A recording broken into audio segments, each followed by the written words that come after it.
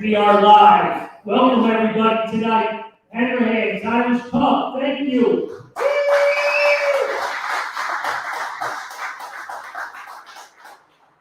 Special guest, all-star reliever, Ricky Metallica.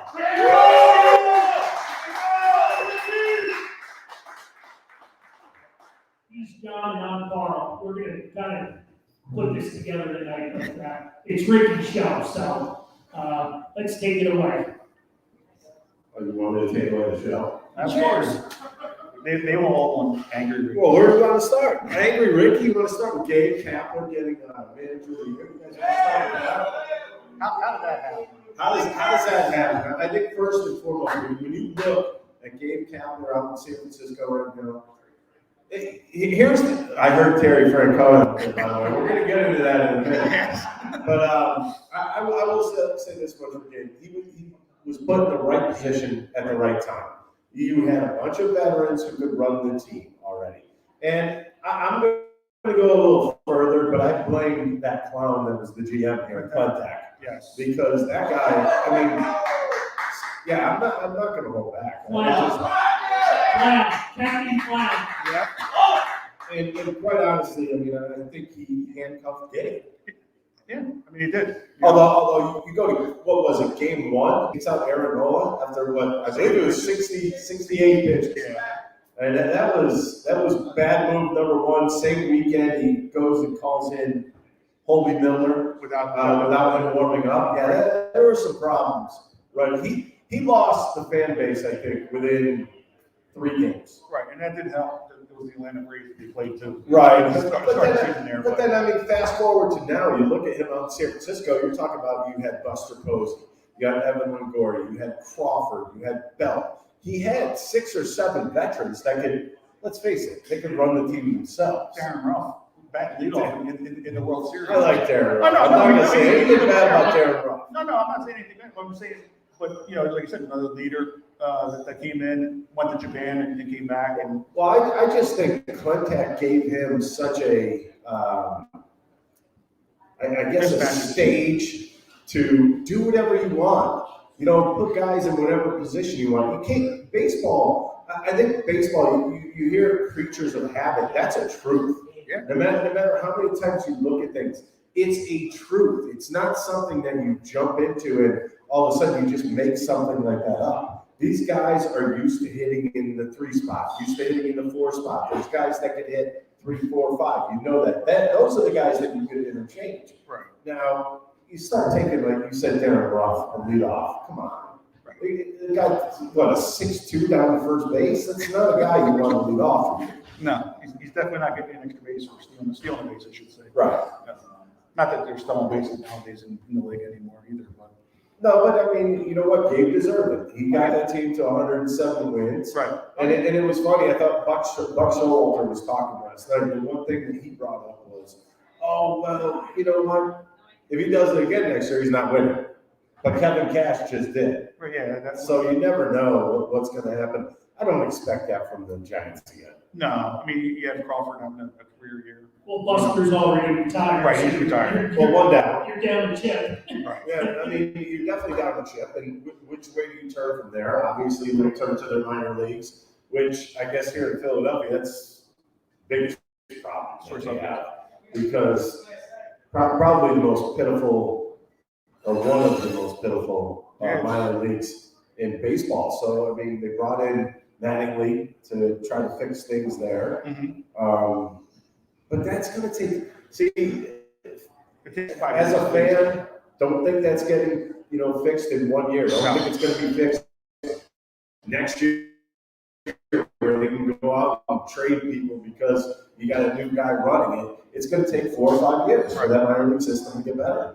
And it's all about timing. Right. And the Phillies were late jumping on the analytics bandwagon, and now actually they're not late starting to jump off it because I think that's the smartest thing to do. Yes. You can't go all in. No. You can use it for a little bit, but not for the whole. Well, since we got to that, I mean, you look at Joe Girardi, I think he's a half and half guy. Right. I think he very much likes the quote-unquote notebook. I'm sure you've all heard that from his time at the Yankees, but he also knows the game. Right. And I think a lot more of the manager and the coaching staff knowing the game. And if you notice, they're bringing in like a hitting coach than an assistant hitting coach. Right. And what I'm starting to see is the hitting coach knows what he's talking about.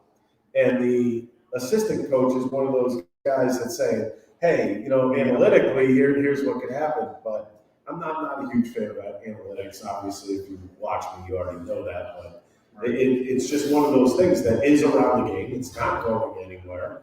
And you just have to use it the right way.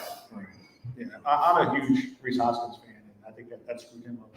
Mentally. Well, you want to go two guys. Well, Kingery is well. Scott Kingery is absolutely, well, you know what though? I mean, come on, raise your hand in here if you wanted to take in $25 million to change your swing. Okay, I'll do it. Hey, coach, I'll do it. I mean, but it definitely ruined him. Right. And I mean, now all of a sudden he's hurt and people forgot about it. Right. When it really comes down to it, what do you need to do? You need to keep yourself in the forefront, and he is no longer there. No, unfortunately. We had spoken with Charlie Manuel, and he had said, when they first talked about making that change with Kingery, he's like, he's not going to be able to hit like that. And, he was against them doing that. Of all guys. Right. Well, I mean, when you really think about it, you pick him. Right. The guy's a less than 6 foot. He's soaking wet. He was probably 180 pounds. What are you thinking? Right. You can't make him out. He's not Aaron Judge. Uppercut's a bunch of garbage. Right. I'm sorry. It doesn't work in baseball. I don't know how many people out here have kids, but I've been to camps. I've been to clinics. I've watched these things while I'm teaching pitchers, and I look. And you say to yourself, what are you uppercutting for? And when I'm telling you, some of these guys teach the most vicious uppercut that you could ever imagine. And I sit there and say to myself, I would love to be pitching now. Right. This guy's going to hit. Mm-hmm. You can't hit anything above your belly button up. There's no way. Exactly. Yeah, it's not. It's just changed the game. Where it's either strikeout or home run. Yeah, but and the home runs don't come as much. Do you feel like it's going to come back? I hope so. We were talking. You almost needs to have the team take that chance. Anthony's mentioned it many times. Like he's a Pirates fan, and the Pirates. The Pirates are aren't a team that has a bunch of home run hitters. So why don't you take a team like that and make them do the small things to make yourself win? But the ballpark also plays for that. There's big gaps. It does, but big outfield. But if you do some small things here and there, maybe it changes the game around a little bit. It was a Tampa Rays that changed things around with the analytic part. Well, look at the Rays, batting average wise, was not good this year. They still end up in the playoffs. Mm-hmm. Reason being, they can hit with runners and scoring position. Do all the little things. But isn't that the bottom line? When it comes down to it, what do you want to do? You want to be able to do the little things. You look at this Phillies team, and there's not one person out there that could tell me everybody on that team could do the little things because they couldn't. Right. And when that happens, you know what? The bottom wins turn into losses. All right, let's hold that thought for a minute because we got a little homework assignment. So all you folks out there, the raffle prizes. Everybody's entitled to 2 free tickets. So come on up and get them if you haven't, because we'll be drawing some awesome prizes around 7:45. And we got a nice little package from the 95 All-Star game that our guest, 96, excuse me, was a pitcher in. So come on up, check them out. Also, Lauren, our in-house host, she's waving at everybody. If you guys got questions, comments, anything, Ricky, I'm sure will answer just about any question you might have.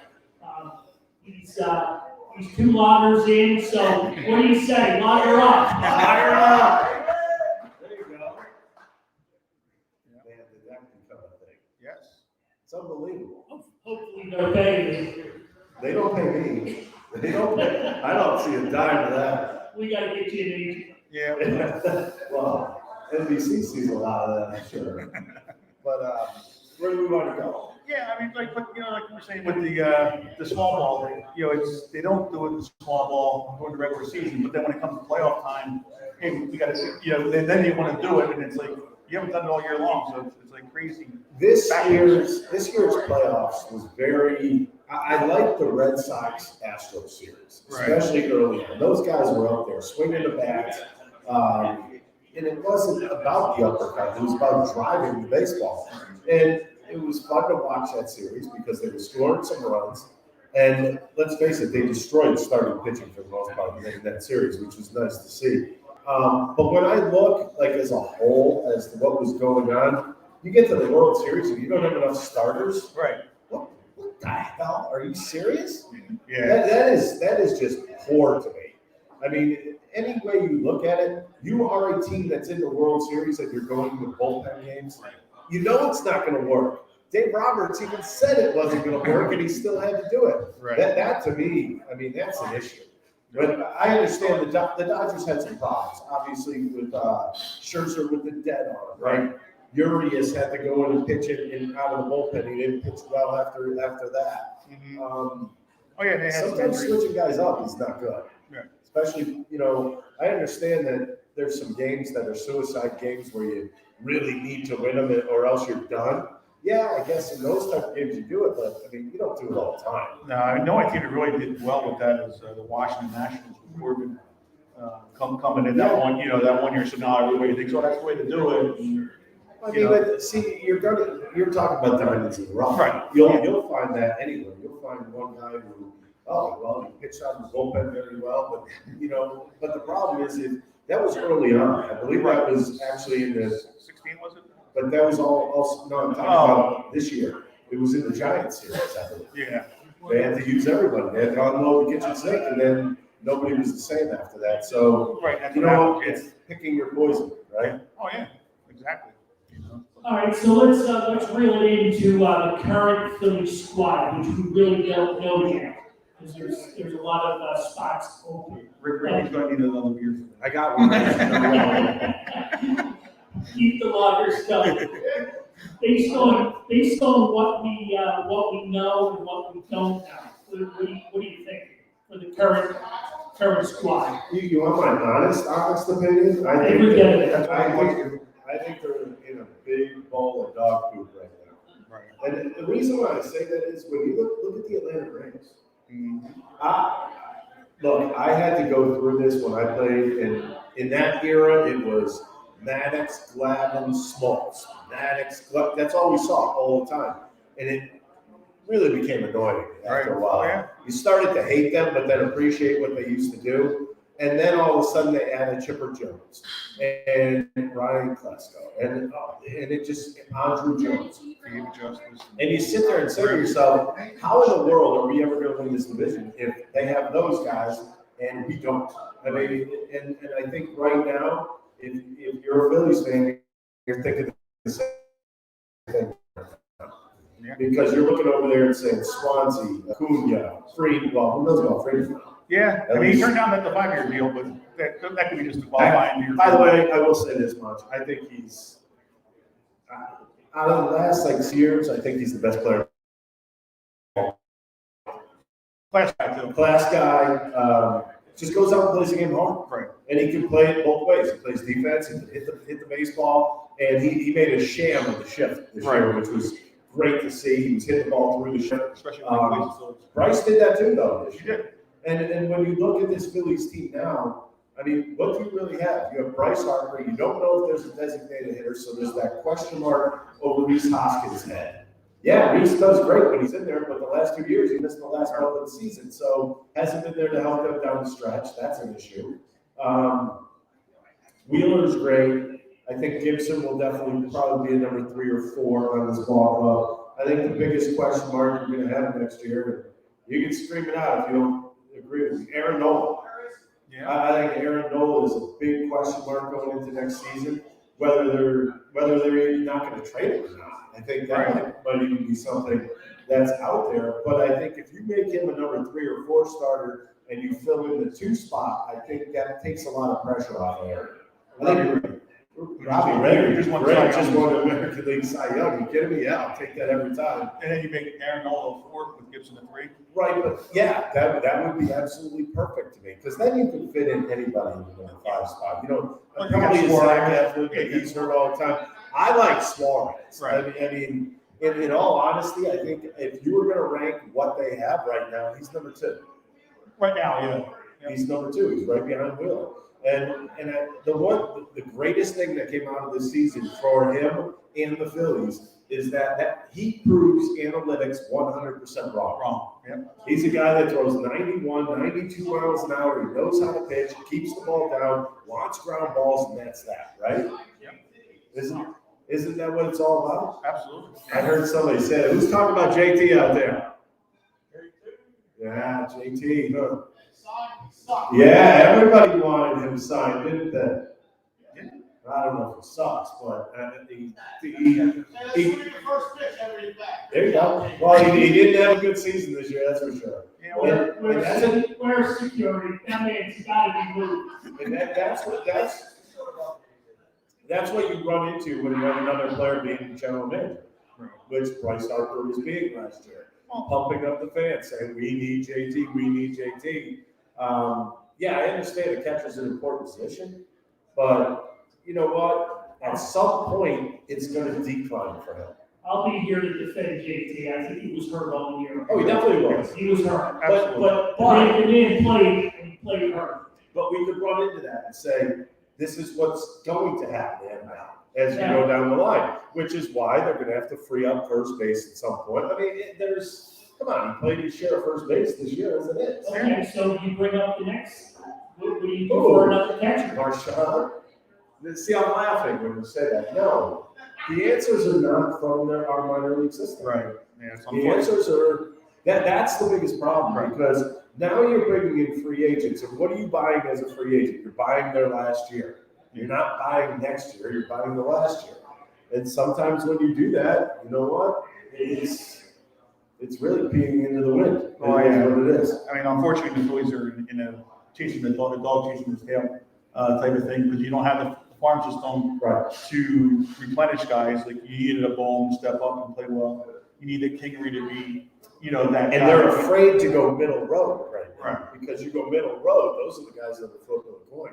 I mean, you go Max Scherzer, you go you go Craig Kimbrell. Those are higher end types where you don't expect them to fail. Right. Exactly. But there's always a fear. Go ahead. I know you got something over there. Go with it. No, I'm just dialing it all in. It's great conversation because we don't have a lot of what ifs. You know what I mean? Because can they be as bad again this year as they were last year?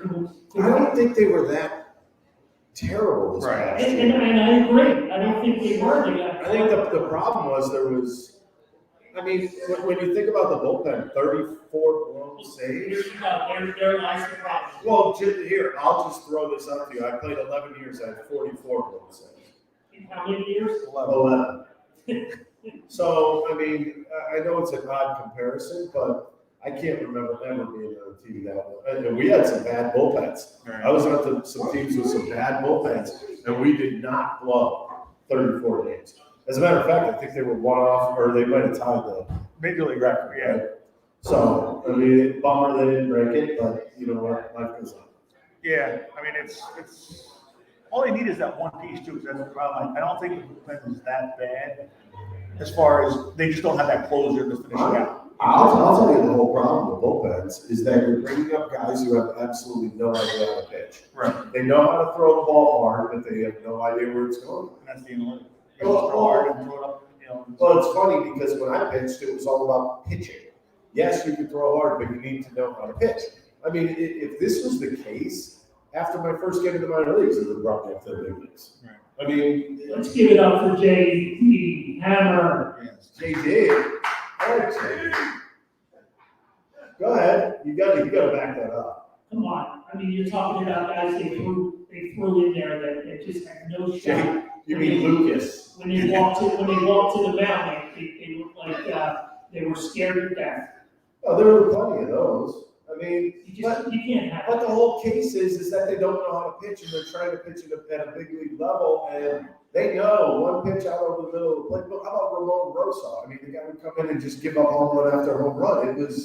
It was very comical. And the thing about being in the big leagues is that, okay, it's funny because JB pitched well his first couple, right? Oh, he did. His first couple outings. Then after they start to know people, like once the hitters start to know you, you're screwed. You gotta be able to do something else because when you just start throwing the ball down the middle of the plate, throwing it as hard as you can, they will sit on that, and then they will pummel you when you throw it out over the middle of the plate. JT Hammer, really?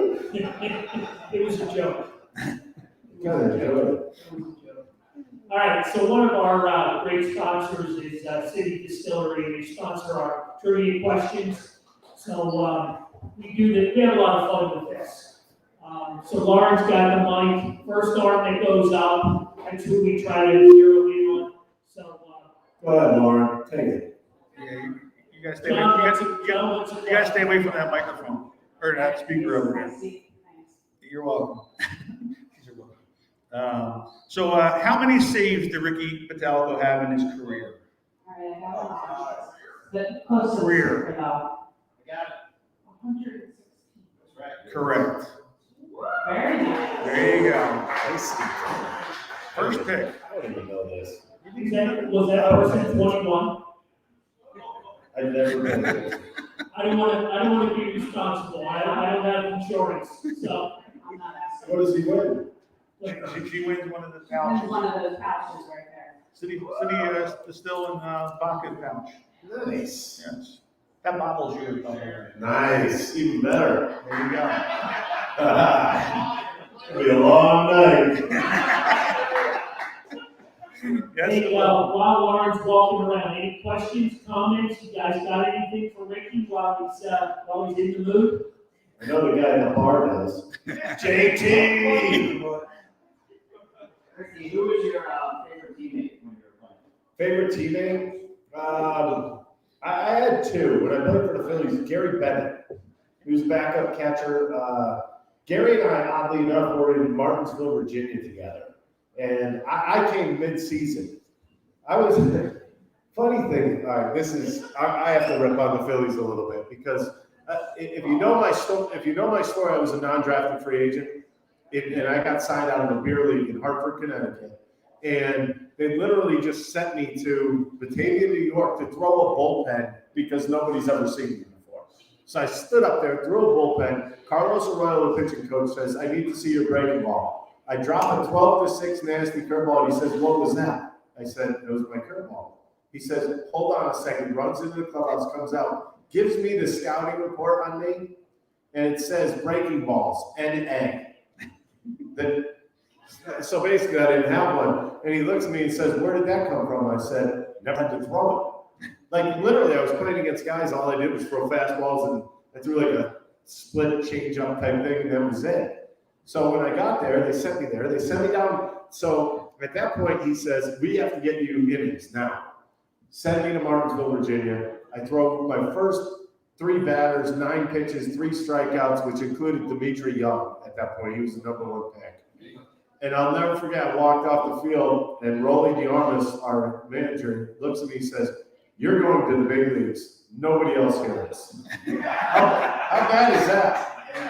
Yeah, but what does that really say? I was playing, there were 2 #1 picks on that team from the Phillies. What does that really say about that organization at that point? And how long ago was That was a long time. I mean, it was a long time ago. But, And it still hasn't changed. and my other favorite teammate was Mike Cameron. One of the greatest center fielders I've ever seen in my life.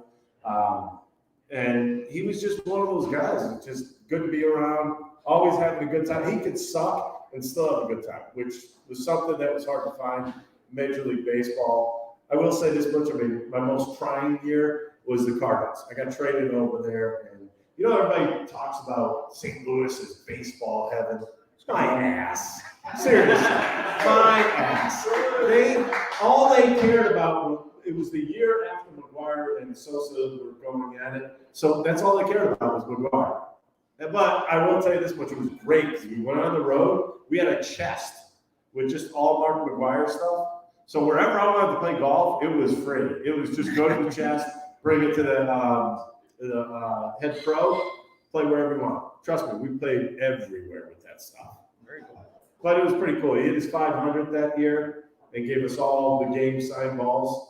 I guess there were 80 something of them, and he gave each one of them to all his teammates, which is pretty cool. And Mark was a really good guy too. Yeah. But yeah, so. So word out of MLB, Corbin Burns is our Cy Young Award winner, and Zach Wheeler finished second. Wheeler finished second. Wheeler finished I second. am shocked. Anybody shocked Scherzer didn't win it? Yes. Yes. Very. We're coming second. I have to say something. I don't know what the hell they look at anymore. No. But I seriously don't know what they're looking at anymore. I don't know what they're like. Are they looking just analytics? That's what I feel like they're doing now, is looking just analytics. Because I mean, you know, when you look at guys that go out there, I mean, I can physically see who's good and who's bad. You know what I mean? And it's funny because I think my guess would be Harper's going to win the MVP. He should win the MVP. Absolutely. But it's funny because one of the last days of the season, our producer, Sean Kane at NBC Sports, he is Amy Fadul's husband, believe it or not. So they work together. And he looks at me and goes, I got to show you something. He showed me a list of the MVPs from when I was playing. I mean, the numbers are just, his numbers wouldn't compare. No. And it's odd because this is supposed to be the day and age of home runs all the time and big numbers. It used to be all about, you know, if you're a power hitter, it would be your home runs and RBIs. Boom, now it's like OBP. I gotta tell you, for like a guy like Harper, I could care less. Hit the ball out of the yard, you know, 3-run homers. He wasn't doing that at the beginning of the year. He kicked it in as time went on. Well, there wasn't anybody on base though in the beginning of the year. No, I will say this much. I mean, if you take him off of the Phillies, they are dead last by a lot. Oh, yeah. So, I mean, I guess if you're looking at it like that, I mean, I truly believe that, you know, I've seen Tatis. Yeah, he's going to win his share of MVPs. Oh, yeah. And He was hurt a lot this year. yeah, he was gone for a month and a half, 2 months now. That doesn't work. The only one I'm afraid of is Soto maybe winning it just for another face. Well, because of the OBP. Right. They love his on-base percentage. In the analytics. But you got to take this into consideration with him. Why was his OBP so high? Because everybody else sucked on that team. Right. Especially after the trade after they dumped everybody. I mean, why would you pitch to him? I mean, it's pretty simple. When you looked at the Nationals after the trade deadline, they were bad. Right. That was a bad ball club. Oh, yeah. Absolutely. So apparently it was pretty close with Wheeler. I'm shocked. I thought Wheeler was going to be third. And I mean, I thought he had a great season. Right. I thought he had a big lapse in August, though. I thought that really hurt him.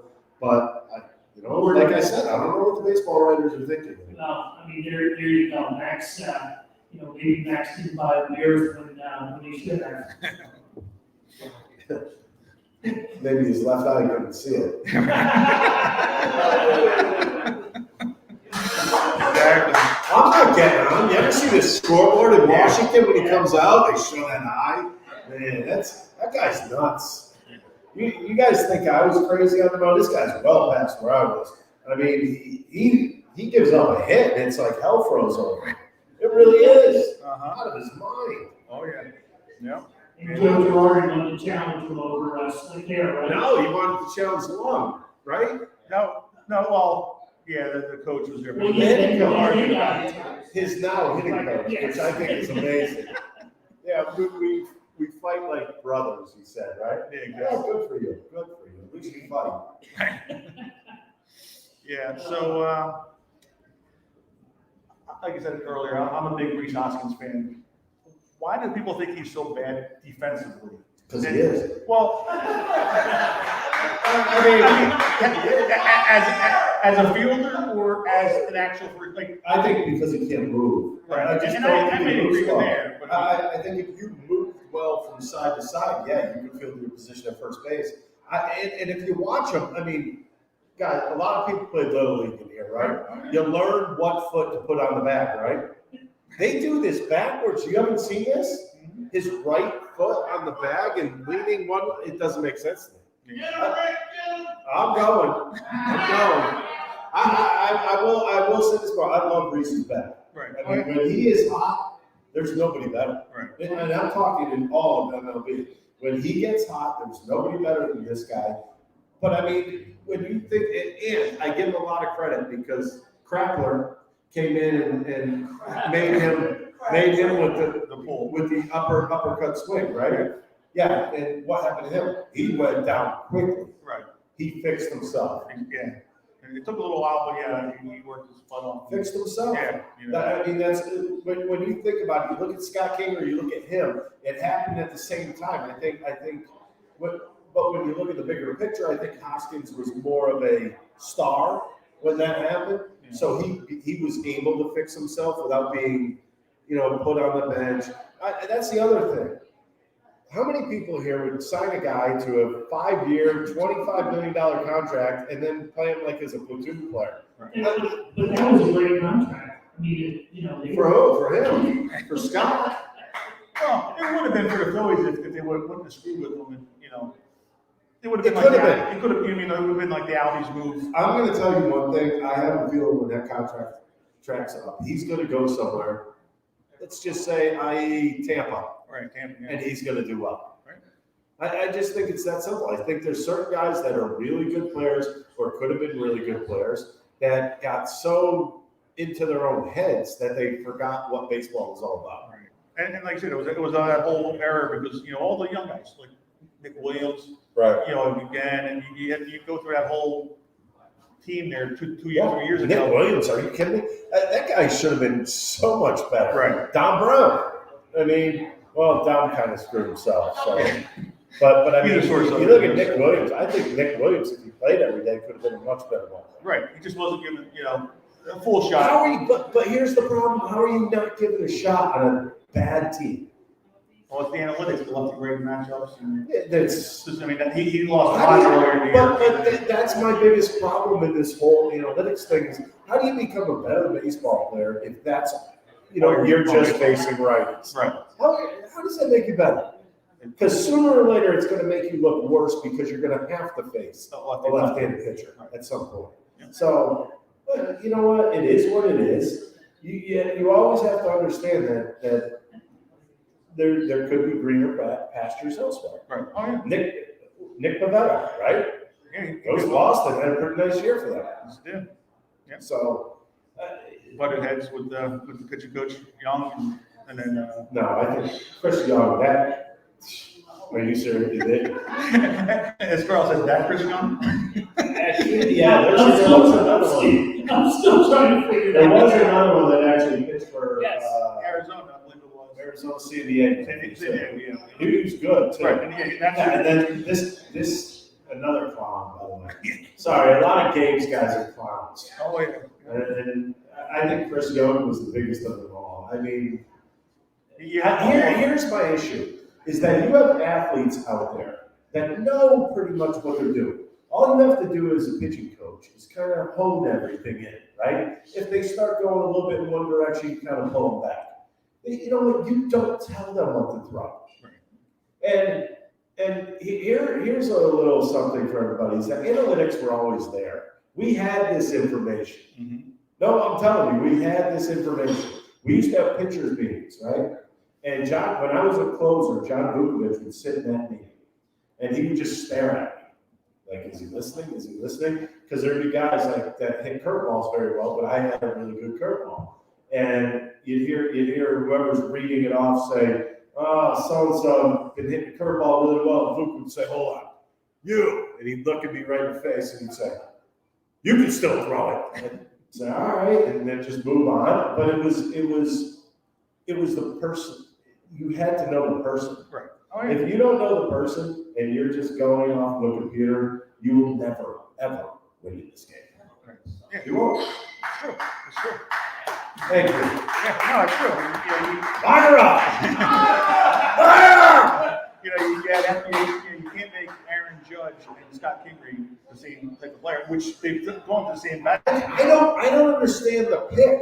What did Gabe Kapler say? Well, it works out well. Let's go with this young man and say, let's have him swing for the fences. Because if you think about it, he made the team that year, not for swinging for the fences. No, he was a He captain. made the team because he was a gap-to-gap guy, and he was, if you remember, he used to be Scotty Jetpacks, right? Yeah, he could fly, right? Never saw that. No. Did we ever, raise your hand if you ever saw his speed on the bases? Never. Never. No. This is exactly what I'm talking about. You have a guy who has certain skills, and you take those away from him. Here's a question I've been thinking about for the past couple of years with Aaron Noel, as you mentioned earlier, whether he may be here or not. Was he hurt? Is he like 2 years ago when he had that that he was supposed to be shut down? I really think he needed surgery and he didn't get it, and that may be part of the problem that he's got right now dealing with. No, It's almost like I would control. say yes, but he had a contract. So if you have a contract, why wouldn't you go get it? I mean, if you needed surgery, I believe it was his elbow, right, at the time? Yeah, it was right after that Cy Young, this when he came in second. If you needed surgery, you go get it. Right. Because, I mean, let me put it this way. Back in the day, or Jake Arrieta, he had that bone spur taken out of his elbow. Mm-hmm. He was out for what? 5 months, I believe it was, and then we didn't see him until the next year. Right. I had that surgery times 3. I had 3 bone spurs. I was out a month after surgery, 1 month. And I was probably the dumb one in that situation because I was coming up on a free agent year. I just wanted to get back into health.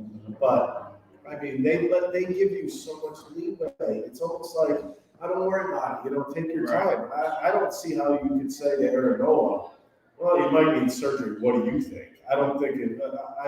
Plus, he had his contract already. No way. Yeah, that's what I always have. Because he always has a game or two where he doesn't have the control, and then he comes back, and then it's like there's the ace again. It's not. And not that he's an ace, but really, he has not been down in the zone. Right. Since that Cy Young year, right? Yeah. Since the year he was after the Cy Young, he was down in the zone with movement. Now all of a sudden, everything's kind of gone up 6 inches because, well, that's where you get people out nowadays. Right. And you know what? Throw the ball down, let your defense do some work, and see what happens. Right. Yeah. Plus that curveball. I've never seen a guy who used to throw it out in front of him, throw it from behind him, which tells me maybe his shoulder's not hurt, it's weak, which means he has a lot of work to do. As a starting pitcher, it should be simple because you have 4 days to strengthen your shoulder every time before you pitch. Right. You don't have to throw a bullpen in between. That is a suggested thing, right? But I mean, you see these guys going, and I'll look at him early in the game and I'll see him kind of throw a curveball from. It's very noticeable, people. Right. If you're watching Aaron Nolan, you see him like kind of head first, and you see the breaking ball coming out from behind him. Not getting on top of it. It's such a simple thing, and he should know better. Yeah. All right, real quick, if you've got anybody new to the room, our guest is Ricky Metallico, and he tells it like it is. And if you don't like it, oh well. We got a fan over here. He's standing up. Is that the only thing you do? He just jumps in when he feels like, doing a commercial. Somebody has to pay the bills. There you go. Speaking of paying bills, make sure you take care of your bartenders and servers, eat up, drink up, and come on up and get some free raffle tickets because we got some great prizes. Jimmy just has a request. And since Mr. Metallico is busting my balls, he can come at me, I don't care. He's a great guest, folks. Give it up.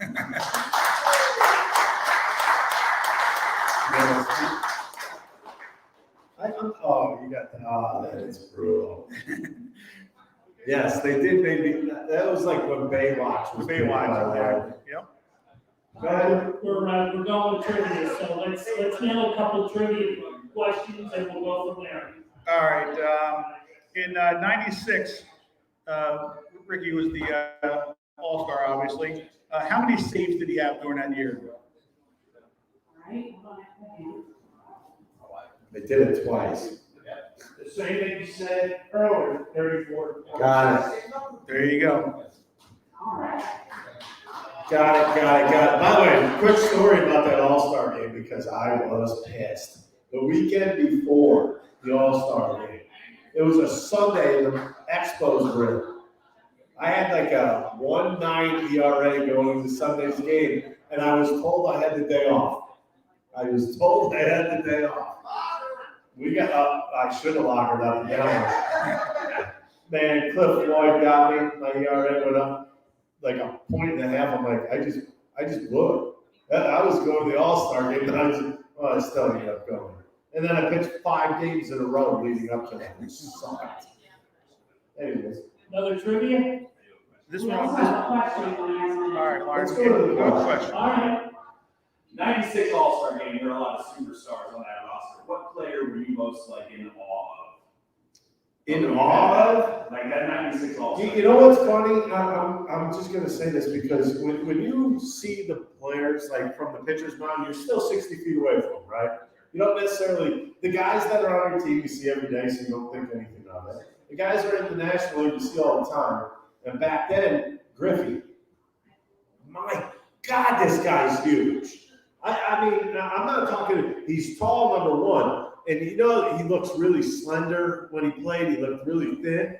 Dude, his legs were monstrous, and I was like, that was the first thing that came to my mind was, wow, this guy's a monster. Hope I don't have to face him. Him and Buter. Jay Buter looked like. I mean, he looked like he just got done lifting every time you saw him. How big was Bonds at that time? Steroids. I mean, I know, but how big was he? He had as big as you want. He was a lot bigger than when he started, I know that. And he just kept getting big. It was like going like this. And he just kept getting bigger and bigger. I love how all these guys try to deny it. I mean, come on. You know exactly what he was taking. Listen, you entertained us. Tell us what you did. How about that? Huh? Like those guys. Like you know what you did. You entertained us for those years. Well, I mean, how about Manny Ramirez comes out and said he didn't want to say anything because he didn't want to have to give the money back. What? Oh, yeah, he said that not even that long ago. That's just 6-8 months ago. He said something like that. I mean, that's just stupidity. But that's one thing I don't understand. These guys that got caught, okay? The guys that weren't doing it were making less money because of it, right? Because you have a Bonds on the team, you got to pay him $20 million, right? Which means it's a trickle-down effect. So those guys should have been fined, and the guys that didn't do it should have got the money. Oh, absolutely. Yeah, there are a lot of people that way. Pitchers as well. That mean more home runs. There were also some pitchers that were doing it. So. Right. Oh yeah, exactly. I mean, here's one thing that I don't know if a lot of people know this. Has anybody ever heard of Toradol? Does anybody know what Toradol is? Heard of it. Toradol is a painkiller and a anti-inflammatory. The starters were able to take it because you can't take it more than twice in a week. So the starters were able to take this and go out and pitch with no pain. And let me put it this way, I had the same surgery as 2 or 3 guys that were doing this every 4th day. And I'm out there going out there in pain every single day. And I'm like, why can't I get one of these? They're like, no, you can't because your body can't handle it if you take more than 2 a week. I'm like, or whatever, 1 a week. And I'm like, well, that's a bunch of garbage. I mean, but a lot of guys survived on that back then. I know it's odd, but being a reliever back then was not really good on your body. Well, no, it was glamorous. Well, no, it was never glamorous. You know what the funny thing is? Being a closer or a setup guy, the only time they wanted to talk to you is when you screwed up. Right. They didn't. You went out there and 1, 2, 3 inning. Hey, it's great. Hey, good job. You know? Yeah. I mean, it's kind of funny because a lot of people ask me, like, why do I expect like players to be honest? I said, because I was one of those guys where, I blew a save. That's when the reporters were all around my locker. And you know what I did? Blasted myself. You know why? Wouldn't let them do it. As long as I was blasting myself, what are they going to do? Yeah. Go ahead, add what you want now. I don't care. Yeah. I already did it. So if you were smart, you're in the big leagues right now, that's what you would do. Blast yourself before anybody has an opportunity. Then you end up getting a blast on TV in the ways down the road, like I had to. All right, we're going to shift gears. Hold on, we might have commercial break.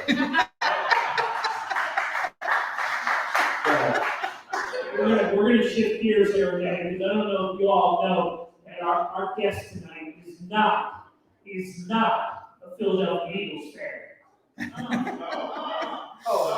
I just want to. Sorry, I'm not.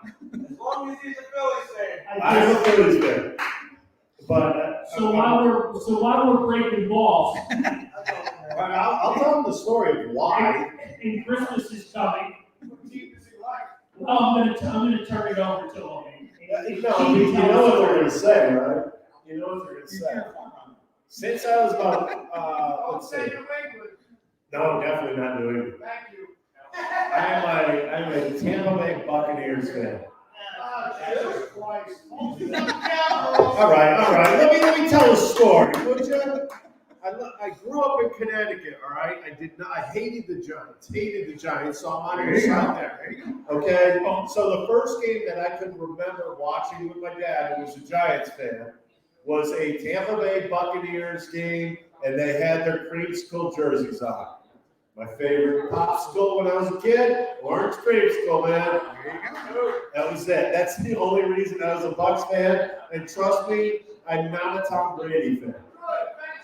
Have not been, and I know he won the Super Bowl last year, but I'm not a Tom Brady fan. I don't necessarily root for the Eagles when they're playing the Bucs, but I do wish them well. I really do. And I was actually happy they won the Super Bowl a few years back. That was nice to see. Nice touch, Ricky, when you bail yourself out. I'm not bailing anything out. Come on, dude. I grew up with Ricky Bell. Remember Ricky Bell? Yeah, Ricky Bell. Pretty good running back, right? Doug Williams. Yeah, and then I go like Steve DeBerg. That's bad. All right. Yeah. Steve Young when he sucked. Yeah, I was through all those. So you think you guys had it bad. I was going through hell until I was about 18.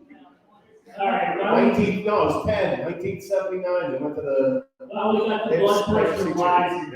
Yeah, Let's talk about Philly sports. And right now, the athlete that everybody's concerned about is one Ben Simmons.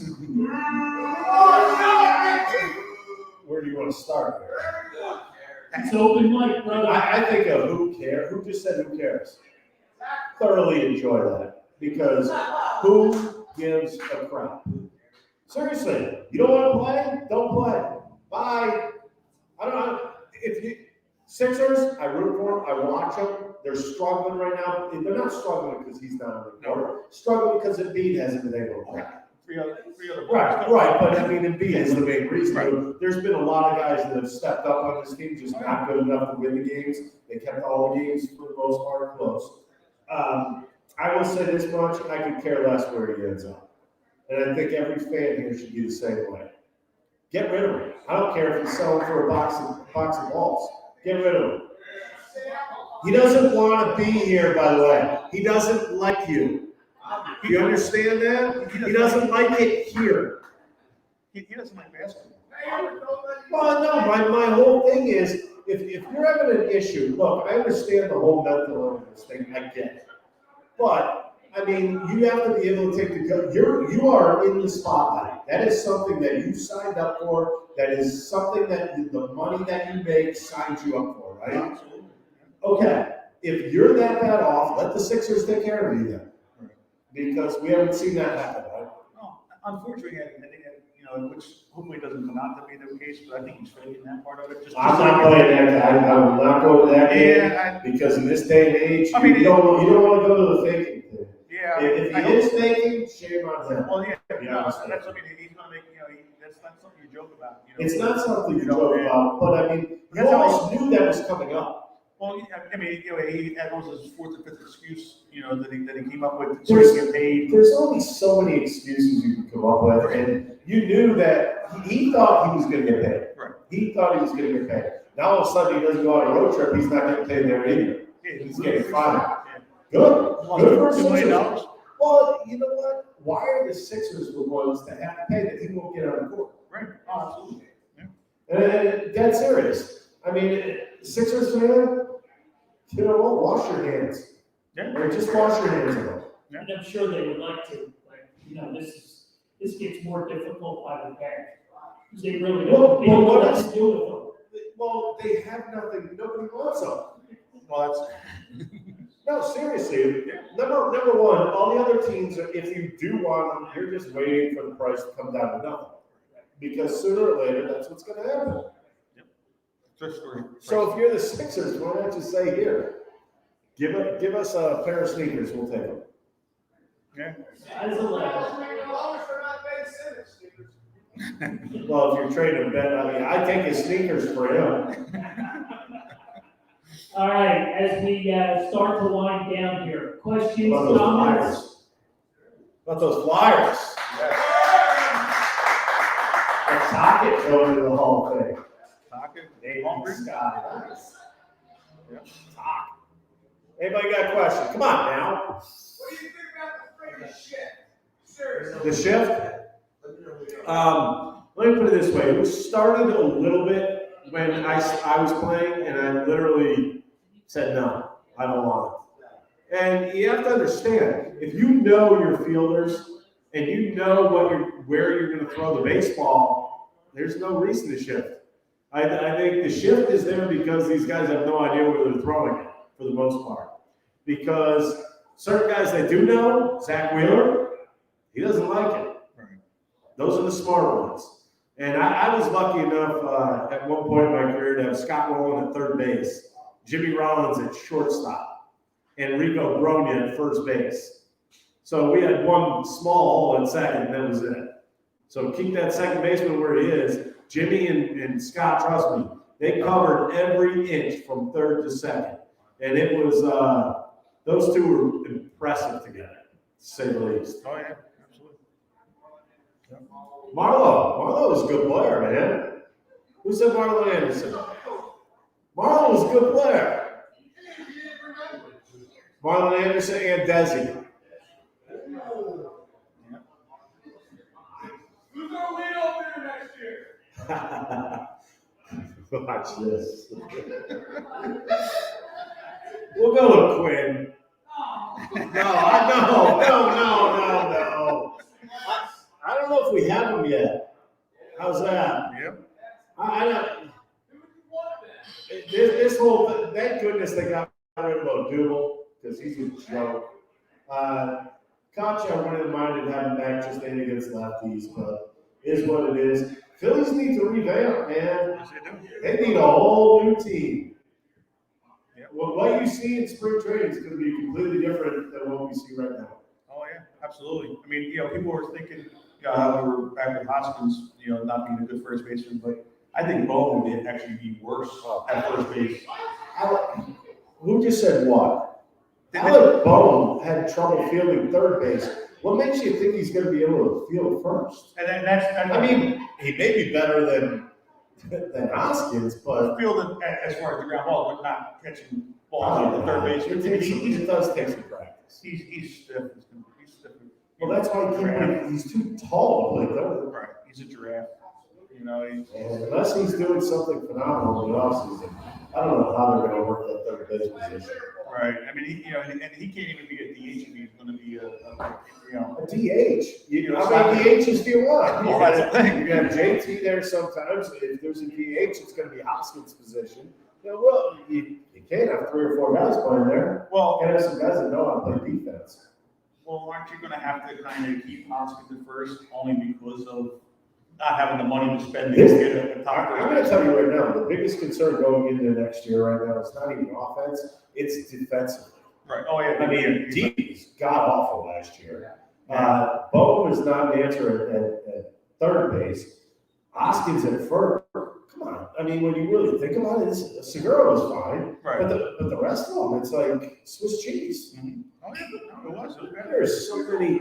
There are so many more questions than answers on this team. Right. Oh, yeah. You know what we'll do? We'll come back here in February. We'll figure it out. There you go. We got a mark it's going to be bad. I mean, like I said, and are they going to be willing, because like we said, there's nobody in the farm system to replenish these guys, are they going to be willing to go over that luxury tax to make it work? They might not have a choice. But yeah, They really might not have a choice. But you take certain guys off, you took off O'Doul, I don't know. Yeah, I mean, His I was think gonna be 18. McCutcheon would have been 18, I think. Yeah, 15 somewhere in there. No, it's 33 million right there. It's a couple of players you can hopefully have. Yeah, but you still have, And then you want to, yeah, now you want to re-sign Harris. If you re-sign Harris, it's going to be a 3-year, 30, Yeah. 5. Well, five a year. I would say 80 a year probably. Think about The way it. they pay these Yeah, guys. well, now, I mean, So about 4 for 30. he was like 4 or 5, yeah, he was like 4 or 5 this year, so yeah. So I mean, it's not. I don't think he ends up signing there. I think You don't think? he's a free agent. Yeah, but I think he likes it here. I think, you know, I think. Liking it here and then Well, and having the paycheck is right. 2 completely different things. Speaking of. Oh, I'm commercial break. Speaking of Philly, what makes Philly home to you? I mean, why Philly? Well, I live here I understand. Well, yeah, I grew up in Connecticut, my Philadelphia is home. You're here now, so now. you're. In all honesty, it feels like home. Like it's one of those things where I love the fans. I love that they're mean. I love that they're mad. I love that they're happy when you win. Because isn't that what it's all about? Right. That it's there's a word for that. It's called passion. And that's like, to me, that's not BS. That's just something I see. I love going somewhere and people yelling at me and I yell back at them. And I mean, no, it's like a good thing. I mean, you know, you mess with each other and you enjoy each other. But I mean, they want to win. I think that's really the bottom line is here's the other thing. I thought this is going to sound, well, no, it might sound good. I always think of different cities. You know, New York cities. Oh, they're all about their skyscrapers and Wall Street, right? You think about Chicago. Well, yeah, they're all about their shopping downtown. You think about Philadelphia. It's all about their sports teams. Absolutely. Am I right? Absolutely. Come on. Would you want to be living in Miami would be nice, but their sports teams, come on. I mean, you walk, take a good look at, the fans they get. And the reason why you have to even look further is like, you look at the University of Miami football, right? Big program, right?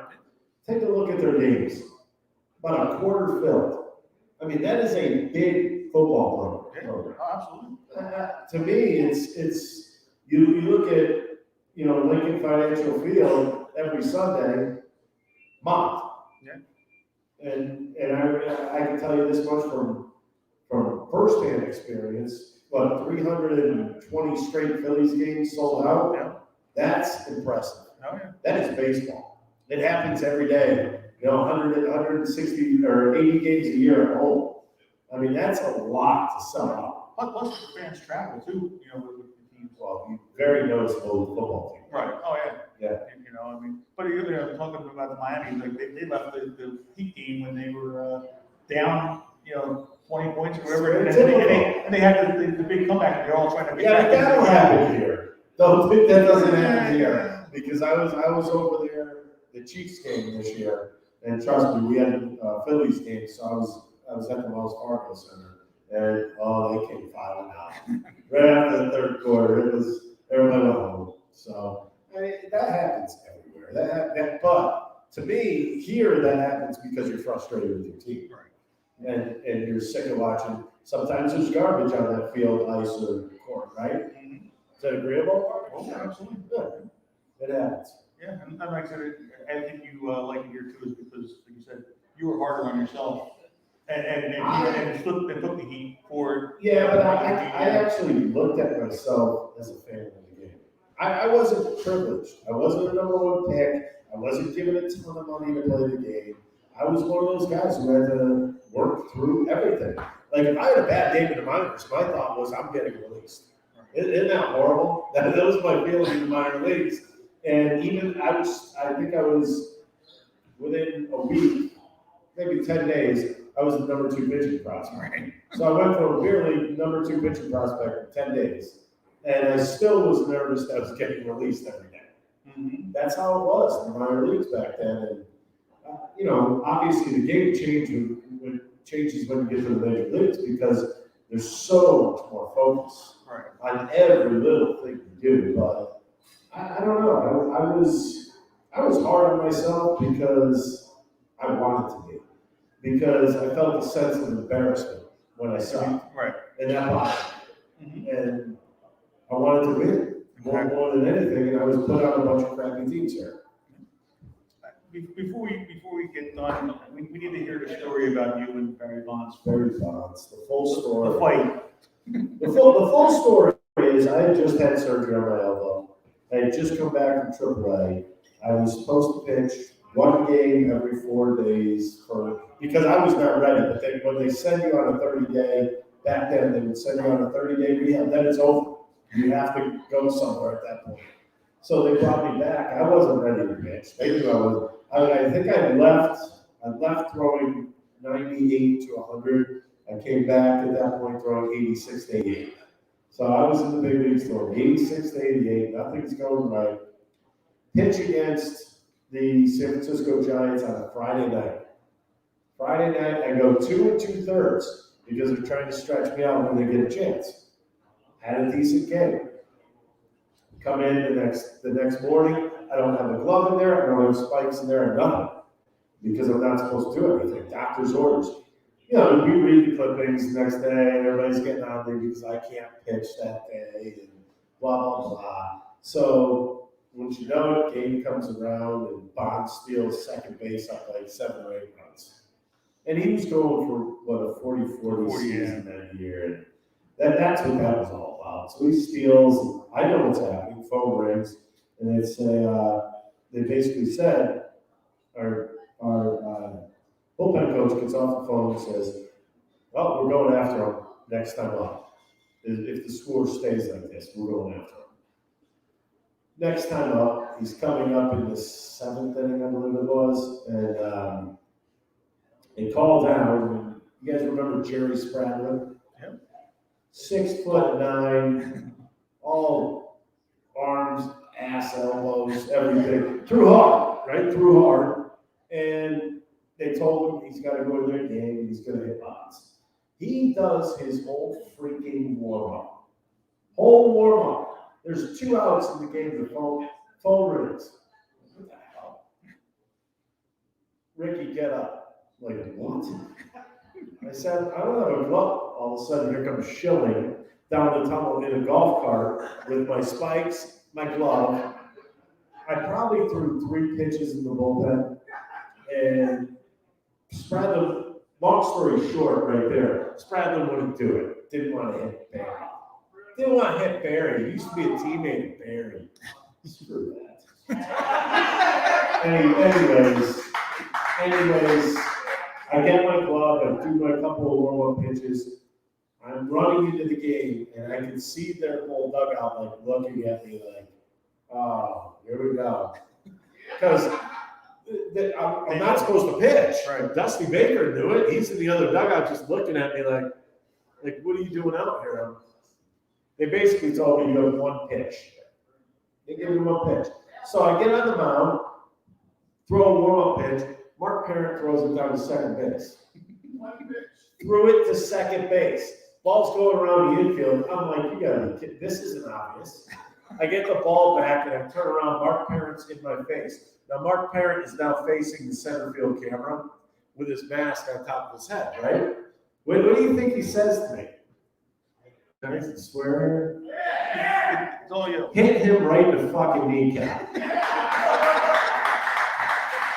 So that's what I'm told. Now hold on. Remember, the center field camera was facing him, not me.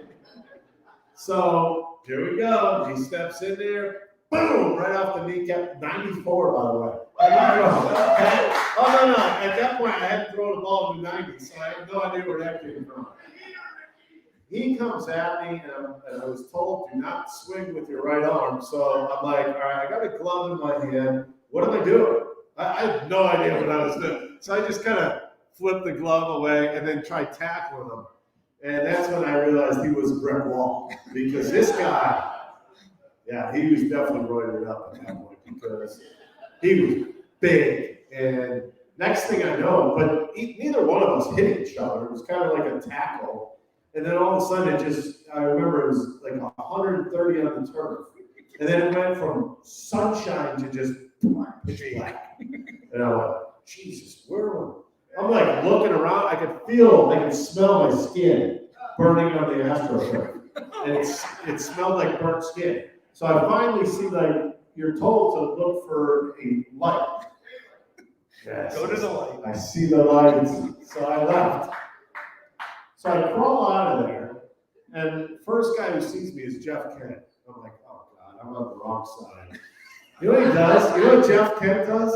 Spanks me on the ass and says, nice job, I get over to your side. Yeah, he loved Barry, didn't he? Yes, he did. Yeah, he was a big fan. So anyways, I get over to the other side of the field, and Eric Gregg, rest his soul, was the umpire that day. He says, you're out of here. I said, for what? What are you throwing me out for? He said, you did it on purpose. I said, no, definitely didn't. So I played that card forever.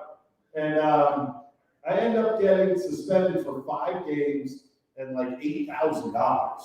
And I'm thinking to myself, wait a minute. I just missed a month and a half, and now I'm not going to get paid for 5 days, whatever it is. Plus, I got to pay them back money. So Francona, this is where I started hating Francona. Don't worry about it. We're going to pay the fine. I said, all right. So about 3 days later, we have, I guess, a meeting with Bill White and like 6 guys come down to Philadelphia, and they have like all monitors set up, 9 of them in a row. And he just looks at me, he said, well, you know why you're here. Did you hit him on purpose? I said, no. They showed me warming up the bullpen, 3 pitches. He stops that, and he says, did you hit him on purpose? I said, no. Starts the second one. That is me on the field throwing 1 pitch and Mark Aaron throwing it down the second base. Did him on purpose? No. I knew it was coming next. I already prefaced this. Anybody want to know? Mark Parent's face saying, hit him right in the fucking kneecap. So he doesn't even look at me and ask me, did I do it on purpose? He goes, did you know what you just said? I said, I wasn't listening. So he says, then they showed me that I stopped. So he did it on purpose. I said, no, man. I said, I've been throwing it a while. My arm was hurt. I hit him. And he says, well, what were you trying to do? I said, I was trying to throw inside. He goes on the first pitch. I said, yeah. I said, he leaves something over the middle of the end. He's going to hit a country mile. And you know how I got 2 days taken off. You know how? I told him to look at his stats with me. He was like 0 for 13 at the time. I said, look at his stats. Why would I hit him? And so long story short, looks at me and he just says, I got to suspend you. You're getting 3 games and $8,000 or $8 or whatever $1,000 it was. I said, all right. So I got to take my fine and whatnot. And it was odd because Francona tells me, oh, just pay the fine, we'll pay it back. Son of a bitch, never paid me back. Yeah. So, number one, it should have been Spradlin paying for it. Exactly. Yeah. So, lo and behold, my first game was, I think, in San Diego. I couldn't play. And then we had a 4-game series with San Francisco, in San Francisco. Now, mind you, I don't play the game in there. The second game I don't play. The third game I don't play. Now I'm active, right? It is AIDS Awareness Day in San Francisco at the ballpark. The ballpark is mobbed. And I take my jacket off to warm up. Wow, you want to talk about vicious? You think you guys are vicious at the ballpark? This was horrendous. I was getting crucified over there.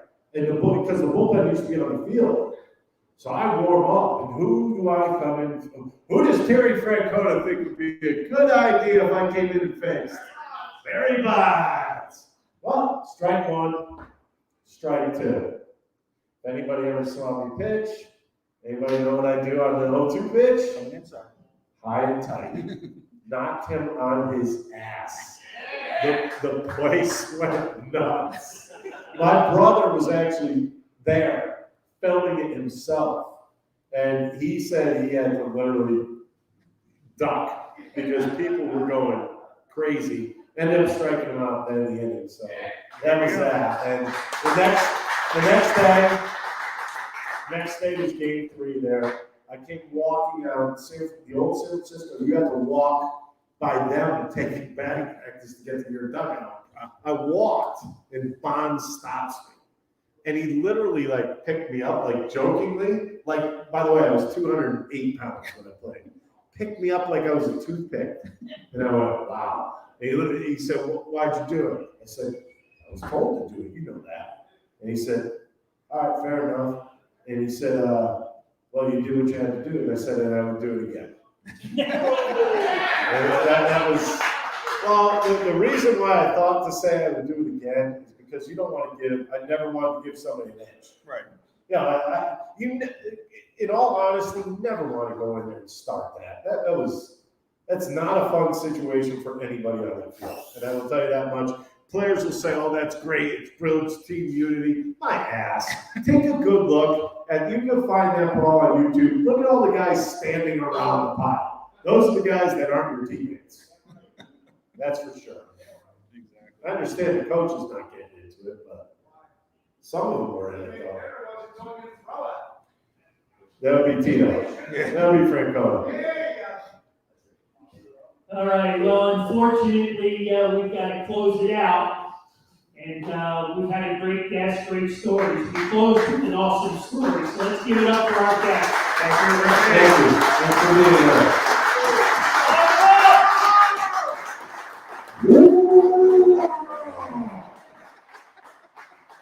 I got a video of it, by the way.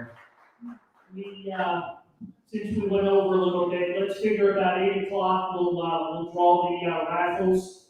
So if you guys just hang in there with us, have a couple more lockers, and take care of your bartenders, waiters, waitresses, take care of everybody.